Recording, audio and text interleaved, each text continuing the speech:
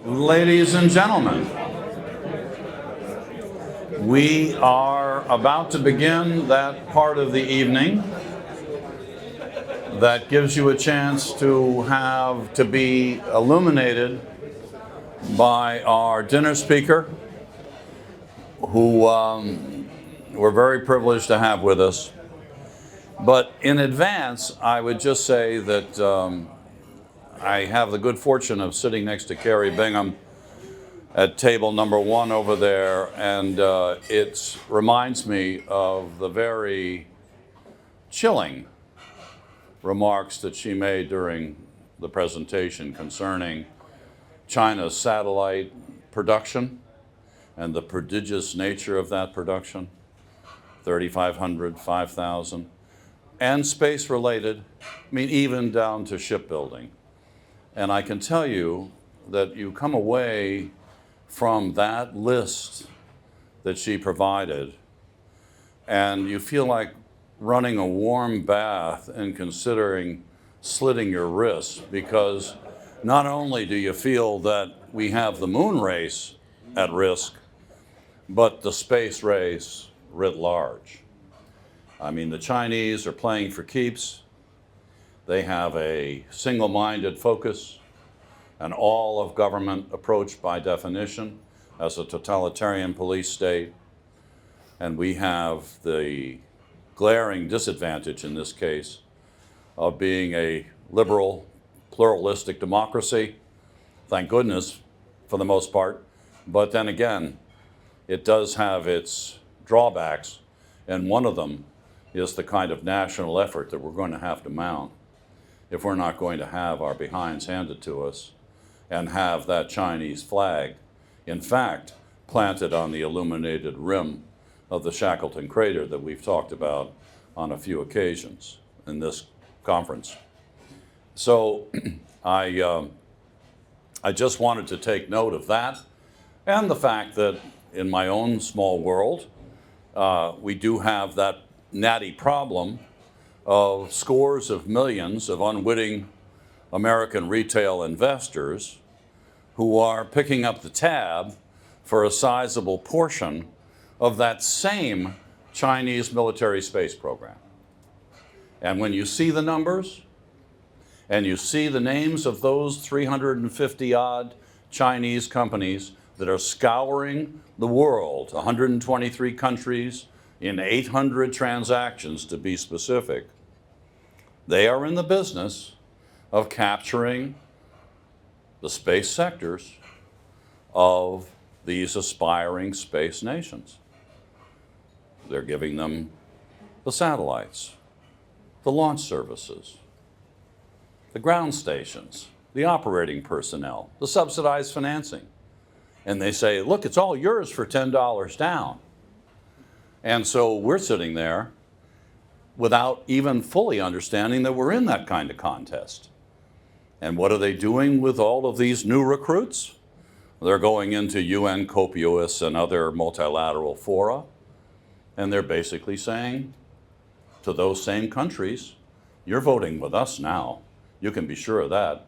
And you're going to give us sole source contracts for those manufacturers and producers out in our audience who are hoping for an export future on the space side, space commerce. Well, give that some thought, because the Chinese competitors don't have in mind giving you any oxygen. They're going to snuff you out as sure as we're sitting here unless we have the right kind of public-private partnership. So that's a small pitch for what PSSI does for a living. But we are here to ask these and other vexing questions to our guest speaker, Major General Gregory Gagnon, who is Deputy Chief of Space Operations for Intelligence, and who is, in that capacity, the Senior Intelligence Advisor to the Chief of Space Operations of this country. As head of the Space Force Intelligence, he also looks after the component or member of number 18 of our intelligence community, And thank goodness he's part of that rarefied community. He has previously served as Director of Intelligence of a small out-of-the-way shop called U.S. Space Command, and served earlier in his career in a combat tour in Afghanistan. So we're talking about a bona fide warfighter. And the rest of his distinguished career credentials are in your booklets, as they say. But I've had the rare privilege of spending some quality time with Greg and Deanna Riles, who's also here with Space Force. And I can tell you that it was a transformative experience of a kind. I have to tell you that there is a kindred spirit there that doesn't quit. And I think we have I hope, a beautiful friendship in the forging here. But I can tell you that also, I think that we're going to have a chance to get some true insights here about the state of play in a more candid fashion than is often the case. And so it is with great pleasure that I turn the floor over to Major Gregory Gagnon. Thank you. Thank you. Hey, good evening. Thank you for having me here. Yana, Roger, wonderful venue, amazing conference. Many of you I have not met before. Some of you I have met in secure facilities. I do talk a lot. I don't often talk in public. So it's a real pleasure to come here and get to share some of my insights with all of you. General Saltzman sends his regrets, but he was previously committed to a Saturday event and was unable to travel overseas. You know, this weekend, there was a birthday. Yesterday, as we talked about American power and expanding Chinese CCP influence, it was actually the 72nd birthday of President Xi. And President Xi has been one of the dominant figures on the world stage for well over 10 years. Today, in this short little talk, we're going to talk about some of the trends that Dr. Huth talked about earlier today. We're going to talk about some of the partnerships that some of our speakers alluded to, and a growing alliance between Moscow and Beijing, which was most recently put on the big screen on May Day. And we will talk about how we are not standing still, and in fact, turning policy to action from Washington, D.C., specifically within the United States Space Force. And then we will talk about which countries are actually taking policy in moving to action. And then we will charge the other countries in this room to use a word not commonly understood outside the United States, but it's giddy up, okay? That means we need you to get moving, because the CCP, led by President Xi, and the only people he trusts, right, because he's gotten rid of the other ones. He's mafiosa number one on the other side of the world. And don't ask me, just ask members of the CCP who are in prison, okay? He is moving fast, he is moving deliberate, and he is leading a defense industrial base that none of us have seen since the 1930s. Now, I am well off my script, so I will slide back to the podium, okay? My main point here is we are stronger together. We are stronger together. And I will make a few points as I go through this, that being stronger together doesn't mean that we all buy the same thing, because then all we have is the same thing. It means that we must think together to complement investments to deliver capabilities. And I will walk through that in the second half of these notes. The second main point I hope to drive home is we've trained our allies to talk about protect and defend, and to gain the initiative in their militaries and national security structures to protect and defend their assets on space. in space because of the threat. But I ask you to change that narrative. I ask you to change that narrative to protect, defend, and attack. And I will make my case as to why. But before we move to China in the breathtaking pace at which they're moving, we must talk about what we've seen more locally here in Europe. Just 40 months ago, the second invasion of Ukraine was executed by the Russians. We watched it on TV. We watched it on the news. Some people in this room were in Ukraine when it happened. Some people in this room, I won't point them out, stayed after it happened. They helped develop relationships and deliver information to the Ukrainians. But what did we see from the Russians?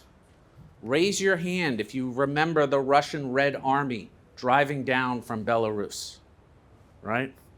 What was their strategic objective? It was to seize Kyiv. It was to put the dagger in the heart of the Ukrainian people. Did they succeed? No.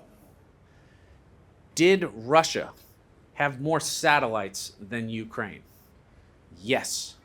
Did Russia have a doctrine called the reconnaissance strike complex, which is how their forces are supposed to do what we in the military call combined arms? That's multi-domain operations. Yes, they did. Were they trained and equipped and motivated to execute teamwork across large parts of their military formation? The answer is no. So while many thought that the Russian second advancement into Ukraine would be highly successful in a very short period of time, that is not what we've seen. But I challenge you, maybe there were deficiencies in what the Russians had on orbit. There were certainly deficiencies in how they trained and executed. But on orbit, you must understand you can fix things. You can fix equipment. You can fix kit. You can do that with money. And what has President Putin done since the beginning of that war? He has moved Russia to a wartime economy. He has doubled down in defense investments. He has been given a lifeline by the Chinese and the Indians who continue to buy Russian gas and oil, which makes up 40% of the revenues for the Russian government. And with those revenues, what has he done? Well, I'll tell you what he has already done. He has gone from 190 satellites in outer space to a little over 310. And of that gain in satellites, in gross numbers, he has done what I call a triple-double. So triple-double is a basketball term, and I'm kind of a basketball guy, even though I'm really short, okay? But a triple-double. He has tripled the number of electro-optical satellites he has in orbit. He has doubled the number of radar satellites he has in orbit. And he has doubled the number of SIGINT satellites he has in orbit. Why has he done this? Because he was unable to seize space superiority. And he seeks to do that now. But what's his next step and the step after that? SAC-EUR, who's Supreme Allied Commander Europe, was in Washington last month. As I listened to his testimony on the Hill, he said, expect the Russians to produce 1,500 more tanks just this year. Expect them to produce 1,500 more armored personnel carriers just this year. That military is rearming. That military is rearming for multi-domain operations. Space superiority must be achieved. You must defend your assets, but you must also be able to disrupt and deny his or her assets in outer space if you seek to win on the ground. Now, that growing partnership between Russia and Moscow and Beijing and the CCP should give you grave concern here in Europe. My second major point tonight is to tell you that the CCP's growing PLA is not an Asian problem, it's a global problem. And you may ask why. You may ask why because on orbit today are satellites that are taking pictures to share with the Russians. And we exposed that from the United States perspective over a year ago. But there are growing partnerships that go well beyond that, and they are real. If you watch what the Chinese are doing in outer space, it's easy to see where they are headed. President Xi came to power in 2013. That was probably the second symposium you ran. 2013. When he came to power, there were about 80 satellites in outer space that he could command. 80. Most of them were PNT, or communications. Since that time, in a very deliberate plan, with very deliberate on-time funding, he has given to his defense industrial base, he has taken that 80 satellites to over 1,000. Of those 1,000 satellites, over half, about 510, are remote sensing satellites that are not placed strictly over China to spy on the Chinese people. They have global access because he has gone from a country that spies on itself to a country that can now spy on the world. And if you think he does not have the intent to spy on Europe, you are a fool. The Czech government last month exposed the Chinese government 3-year cyber espionage against their country. Their intent is to steal the secrets of Europe, just like they have stolen the secrets of America. Their secondary function is to take those secrets and give them to Cass and Kasich, who are their Lockheed Martin and Boeing, and allow them to save IRAD by giving them the blueprint. And we have seen this executed over and over and over again. And many of the scenarios we saw today from Paul were about space attack weaponry in outer space. But what Paul didn't cover, and no one covered, was the space on orbit relay architecture that they have put in place in order to link ISR satellites that are way overhead in Central Africa, looking at Europe, and linked through the Tilian network, which is space relay network, back to mainland China. They no longer just spy over the water at Taiwan or all the way to Guam. They also spy here. Anyone who says otherwise is a fool. This relationship between Moscow and Beijing should let every set of leadership teams in Europe understand that the PLA is not just an Asian problem or an Asian security threat. It is a global security threat. This morning we were asked, why should we let the United States run fast, run hard, and continue to be the lead actor in outer space? And we challenged that with some statistics about different market environments. I would argue that when we lead, we generally try to enforce a rule of laws that are agreed upon in international fora to allow for free market enterprise to succeed. I know what the CCP does with leverage. We see what the CCP does with leverage. At first, they don't have it, but they think in time. They take policy and they turn it to action. They think in time and they move forward very deliberately. They take sand from the ocean floor and they put it on top of rocks. And they do that for a year and they tell everyone exactly what they want to hear. There's nothing to see here. There's nothing to see here. Then they say, don't worry, it's just a rock formation. But then they pave it and they make it a runway.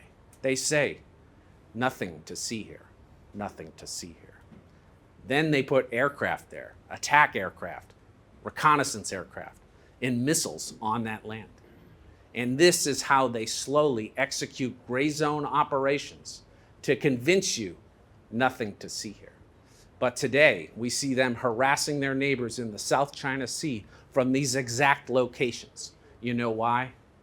there's something to see here. This same strategy of gray zone will extend to outer space. And this is not a hypothesis of mine. I believe it is a fact. And this is why. Because the actor is the same actor. The actor is the CCP. What does the CCP do when they have leverage? They use it. This was the scary part of tonight's dinner. Now, I'd like to talk to you about moving policy to action, because I tell you, in another dining room, not this beautiful and not this tasty, there is a place that may be in Shanghai or Beijing where there is a group like this talking about their great successes in turning policy to action. But we don't have to take it. We can choose to stand up and orchestrate our actions together to stand strong. We are stronger together.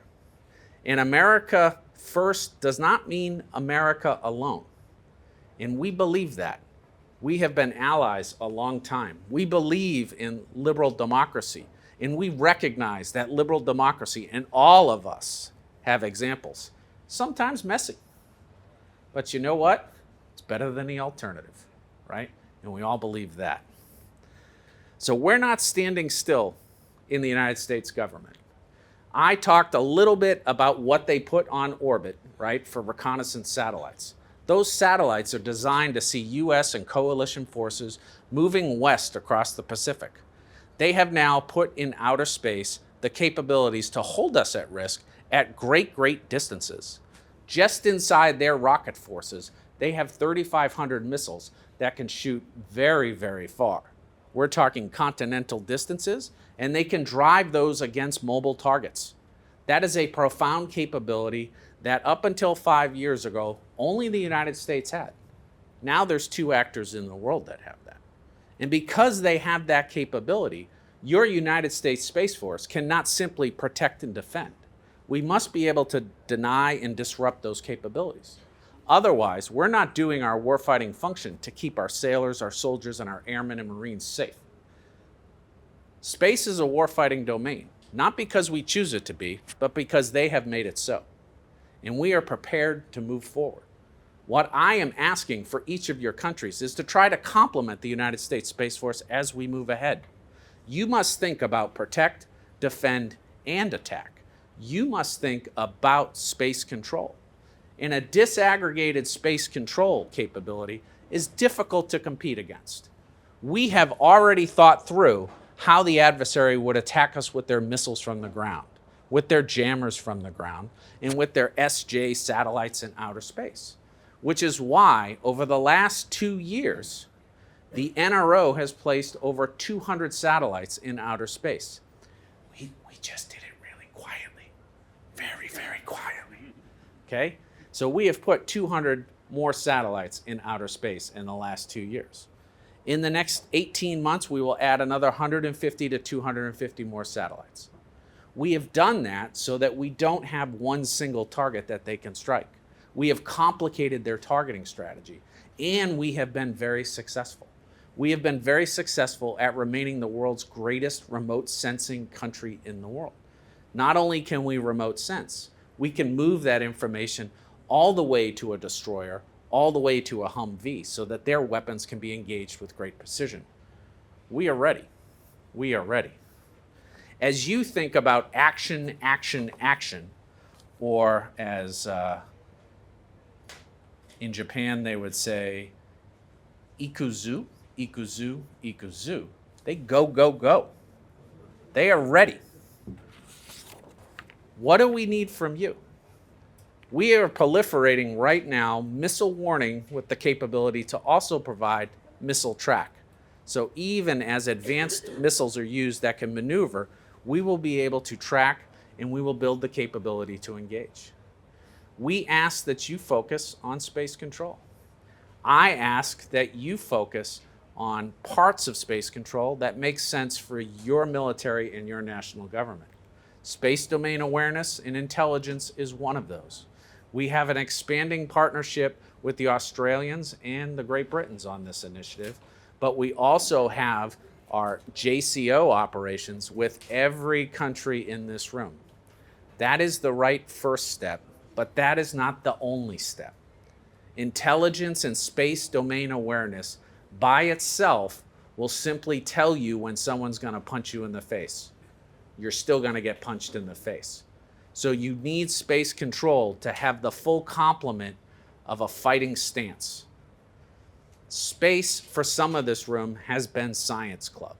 Space for some of us in this room is fight club. You need to get your countries and your parliaments to understand that you are going from science club to fight club. Not because you're aggressive, but because the PLA have made it so. Because otherwise, you'll be lying on the floor. There's one country who has been very focused and very successful in going policy to action. And honestly, it is Japan. I have watched Japan for the last 2 years do this right. And I want to share why they're doing it right. They're doing it right for 2 organizational principles or reasons. One, it's whole of government. It's just not the crazy military officer who sees everything as a threat. It is absolutely whole of government. The second part of this that has helped them not just go fast but go far is that it's top down directly outside the cabinet and then inside the military. Major change in bureaucratic organizations is almost impossible from the bottom up alone. Every crazy heretic who has an idea needs a champion at the top. And in your own countries, you will not be able to defeat your bureaucracy unless you develop that position at the top. Because that's what draws that energy up, draws those ideas up, and builds the organizations to have an institutional equity in discussions. And once you have organizations established, that top person helps deliver resources. But without them in bureaucracies, it just doesn't happen. And it's not because someone's not articulate. It's not because someone's not smart. It's because most of us work in government bureaucracies. Japan's successes. This year, they launched a QZSS, and on that QZSS was a hosted payload for space situational awareness for the United States Space Force, known as SACI. In the next 12 months, they will launch the second hosted payload for the United States Space Force. They have addressed core strategy documents in their country and talked about space strength at the highest levels of documents for both policy and Japanese defense. 2 months ago, Japan established a Joint Operations Command where the Secretary of Defense flew over to kind of debut that to the world. That Joint Operations Command is about operational synchronization and cooperation between our forces, and it's an important step forward. Also in 2025, the United States Space Force established a U.S. Space Force element in Japan to help be a part of the Japanese Air and Future Space Defense Force as they rename that very proud JASDEF. Inside that military formation, they are growing from what is an 06 command known as a group to a large wing led by a 2-star general. At the macro level, what I have seen as I have watched your country, and my experience understanding your country is long, is that senior level champion with a bottom stakeholder who's running hard is the key dynamic that I hope to see in Europe. In Europe, I know who my equivalent is, who's excited and has purpose, but they need someone at the top. And as a 2-star general, when we talk about at the top, we mean at the cabinet level. Germany is my example of someone who has someone just like me. It's Michael. Michael sees the future. Michael seeks to make change. Michael seeks to help secure not just Germany, but NATO. And they have recently moved space into the list of one of their ministries. The key thing for Germany, I think, as we move ahead, is to find their champion at the top. Now, I have lots more to discuss, but I am standing between you and your dinner. And I am mindful of that. But I wanted to give you 4 things, because this is a policy group. And the first thing I just wanted to do is tell you a little about my bias and deficiency. I am an intelligence officer, so I see the world as it is. Many of you are policy people, so you see the world as you want it to be. As intelligence people tell you what they see, be mindful that they base their observations generally in fact, and don't be dismissive. And that leads to the 4 things I need from you policy people. And I call you policy people, okay? Develop clear policy across government, not just in your MOD, for response options. We heard that debate on stage this afternoon, didn't we? And I will tell you, when the adversary takes action, it's not the first time you should be having that conversation inside your country. Because often there's ambiguity. And people who don't want to make a decision use ambiguity to delay a decision.